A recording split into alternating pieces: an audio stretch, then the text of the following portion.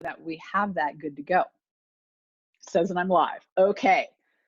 We have a little bit, a minute left. I hate to start too early because then it's not fair to the people who come on time. I know I was raised with if you're not 5 minutes early, you're late, which is unfair to just about everybody else. And I'm going to set my timer. But I appreciate you being here because I know this is time out of your day. So thank you. I know you have other things to do, but I also know that this is an important topic that many of us want to dig into as well. So just give it a couple seconds and then we will officially get going. I think we're streaming live on Facebook too, which means I'm just sitting here on Facebook without saying anything. Super awkward. If you're on my community page, closed community page, let me know how awkward it is. All right. It is 11 a.m. Mountain Time on the dot, so let's get started. Thank you so much for joining me today for this burst of innovation. I think this is a particularly important one given the time that we are in. I think it's just interesting. I think we live in rapid change and uncertainty just as the norm these days, as technology accelerates, change accelerates, as things are disrupted all the time. But I think we can also agree that with everything going on with COVID-19, we are in a time of particular uncertainty, at least in the short term. And I think for a lot of us in leadership roles, it's this combination of things being uncertain and up in the air and things being out of our control, lacking our control, right? I can't control what happens with this virus. I can't control what my clients decide to do about it. So I've got to figure out ways to manage my work and more importantly, my team through this time of uncertainty as you do as well. So that's what we are going to cover today. I have 3 tips and of course, some couple bonus tips. Let me share my screen with you about how to lead your team through uncertainty. Now, before I dig into these, I just want to say, if you are new to us, just know that if you put something in the chat bar, I will see it, or you can ask a Q&A. There's a Q&A option as well. But either way, if you have a question for me, please do put it in there and I will try to get to it in the time that we have. And if I can stay over a couple minutes to answer your questions, I absolutely will. So let's talk about some tips for leading your team through uncertain times like we are in right now. And as you can see, these tips are really either ors because we have a lot of options for how we handle this. But in my experience, when things are particularly uncertain and what I've seen other great leaders do with their teams, these are really the way that's going to help you and your team move forward, maybe minimize some stress, not necessarily put you at ease, but at least give you a path moving forward. So the first tip is realism over optimism. Let me share with you 2 scenarios. Do you see what I'm talking about? So the first one is a kind of a scenario of optimism. And I experienced this as being a fly on the wall in the meeting. So the leader stood up and he was like, all right, guys, so this coronavirus thing is happening. We all need to work remotely, but you know what? It's all going to blow over. No worries. It's all good. We just got to get through the next 2 weeks and everything will be fine. Like, I think we're going to be totally set. So you know what? Hey, enjoy your time at home working and then we'll get back together. Now, I'm not saying he's wrong. That's not the point. But in the meeting, everyone's like, yeah, okay. All right. Yeah. And then I swear to you, the minute he left the meeting, that's when I saw the eye roll start to happen, the side conversations start to happen. None of the team really bought into what he was saying because they're dealing with their own issues and their own concerns that they brought to the table. And sometimes when we're overly optimistic in our leadership, well, I mean, I know what we're trying to do. We are trying to be positive. We're trying to give them a path. Positivity is okay, but rose-colored optimism actually puts your team under more stress because they think it's actually not being handled. The better option is realism.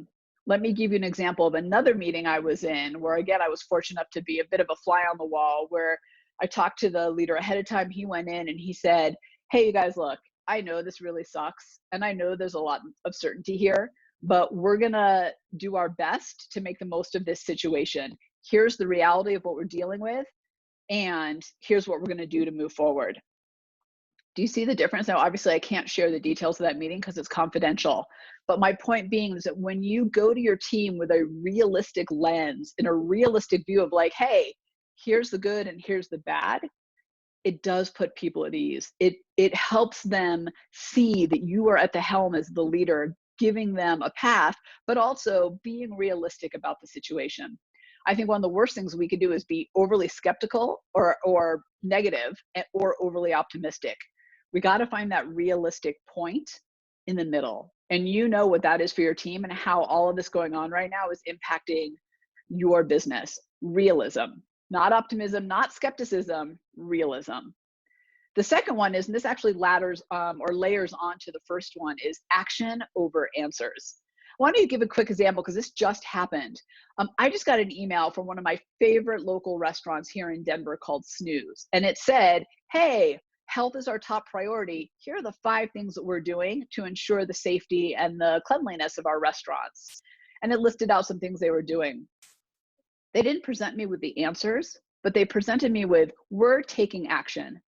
Your team wants to know that you are taking action, not that you have the answers. Things are too uncertain and out of your control. They know you don't have the answers. I know I don't have the answers. My team knows that. That's okay. But people trust you. They believe you. They feel like you're leading them in the right path when you present to them actions. Hey, team, this is all happening, and here's what we're doing in the process. And by the way, that action doesn't need to be like the ones the restaurant sent me with specific steps. It could be, hey, our actions, or we are investigating how to deal with this. We are looking into this path. We are determining that path, right? Research, investigation is action. Your team wants a leader that is doing something, right? So your team, this is kind of 1 and 2 really piggyback on each other. Your team wants a leader that is real and that is doing something. God, when I say it out loud, it seems so obvious, doesn't it? But it's so easy for us to forget that and try to be overly optimistic and have all the answers. We don't need that leader in times of uncertainty.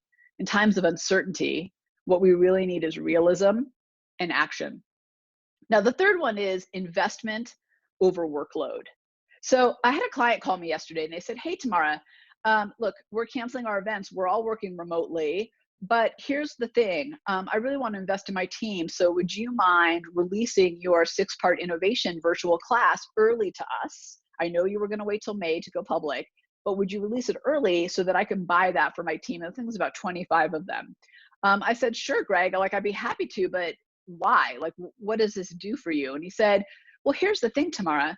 He said, you know, my team's working remotely. We're dealing with all this uncertainty. And like, we don't know the path forward. We're looking at all these things. By the way, sidebar, notice how we really was so good at number 1 and 2. But he said, here's the thing. If I buy this course for them, it shows them that I'm investing in them. It shows them that I care about their well-being. And I want my team to know during all this uncertainty that first and foremost, I care about them, because that's what's going to help us get through this. So instead of thinking this is a time to like keep your heads down, work remotely, just get the work done, be productive, go, go, go, I'd like you to think like my client and think, how can I invest back in my team so that they know I care about them and that their well-being matters to me? And how do we use this time wisely, right, to move forward together? So that's what he did, and that's what you can do. Investment over workload. Now, that course I just talked about, I actually have released to the public. We haven't gone fully public with it yet, but I've created the registration. It's in the chat bar, the Zoom link. If you want to do like Craig did and actually invest in your team and show them that you care, this is a simple, low cost, scalable way to do it. You can also call me and talk about it, but I highly suggest that you look into a course like mine that I've put in the chat bar, or something else that you think is relevant that allows you to invest and show your team that you're thinking about them, especially in this time when you're all spread out and not working together, or even if you are in the same office, just have this other concern percolating in your head, okay? Investment over workload. Now I have time for the 2 bonuses, so I'm going to go quickly through them. The bonus number 1 is innovation over restriction. This is an amazing opportunity, leaders, for us to go to our teams and say, hey, we can't do what we've always done, right? Something has to change. How do we think differently about this situation? I'm going to tell you right now, my team is amazing. And they came to me and they said, Tamara, we can't travel across the country right now. Like, we've been grounded from some of our events, not all of them, but some of them. So how about we really think differently about how to deliver innovation online, right? Sometimes doing more with less leads to innovation. I think, what's that old phrase that necessity is a mother of invention? Did I get that right? So true. So think about how can you use this time to challenge your teams to drive innovation, right? Not to push new work down their throats, not to make it feel like heavy workload, but like, hey, here's our restrictions that we're dealing with right now. How do we think differently about this? And by the way, that might simply be, how do we stay connected and collaborate when we've got kind of a travel ban, or we're spread out, or we can't do some of the things we're intending on doing? This is an amazing time to see innovation. As a leader, I am honored to see my team so engaged in how do we think differently and overcome this challenge, right? There's no wait and see at my company. I love it. All right, the fifth one is, and this is, I'm glad to end on this one because I think this is the more personal one: empathy over authority. We need to be strong leaders, right? Realism, action, investment. Those are so, innovation. Those four things are so important. But we also got to have empathy. We got to listen to people. I just spent 10 minutes on the phone with someone from my team because they were frustrated. They're freaked out that their kids might be canceled from school, right? They have elementary kids. What are they going to do for childcare? They are deeply concerned. They've got a mother who's kind of ill and in a nursing home. Like, what if someone visits her and gives it to her, right? Listen, in times of uncertainty, whether that's the company is shaky because there's disruption in the organization, in the marketplace, or something like this that's creating uncertainty across the globe, have some empathy. Listen to your people. Take the time to have that conversation, right? Those stresses and those frustrations are real. And don't just listen to get through it and get to the other stuff.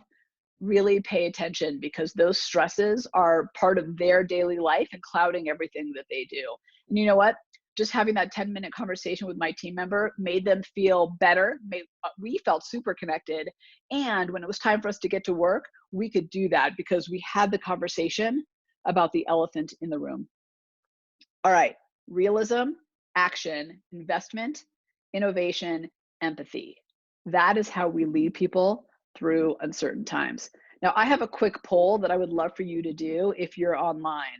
I'm curious which of these tips is most helpful to you. So I've listed them out. So if you wouldn't mind putting them on here or putting your answer on here for me, I would be so grateful, because I'd love to know where you're actually going to focus. We are at time, so if you need to go, thank you so much for joining me. I'm going to stop sharing my screen because we don't need that. If you have a question for me, put it in the Q&A or put it in the chat bar. But either way, thank you for being here. Oh, the polls are coming in. So realism over optimism. Yeah, so important. Innovation over restriction, investment over workload. This is fantastic. Oh my gosh. Okay. Thank you so much. I'll leave this poll open for a few more minutes for the ones that are here. Again, that just helps us kind of build stronger content for you and understand. So thank you so much for joining me today.